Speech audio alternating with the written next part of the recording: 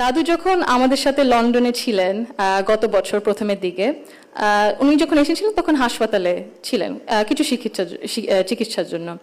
ওখানে বিভিন্ন দেশ থেকে নার্স ছিল, ডাক্তার ছিলেন, এবং একটি নার্স ছিলেন নাইজেরিয়া ওয়েস্ট আফ্রিকাতে। আম্মা আব্বা একদিন দাদুকে সকাল সকাল দেখতে গেছিল।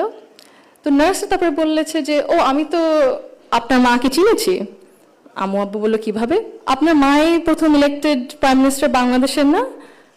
আম্মু আব্বু তো অবাক, হ্যাঁ আপনি কিভাবে জানেন?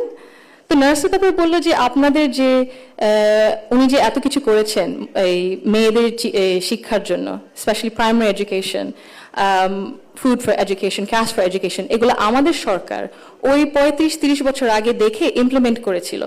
আর ওই কারণে লক্ষ লক্ষ মেয়েরা গ্রাম অঞ্চলে, ওদের দেশে গ্রাম অঞ্চলে বিভিন্ন জায়গায় সদরে এখনো শিক্ষা পাচ্ছে, অন্তত প্রাইমারি এডুকেশন লেভেলে। সো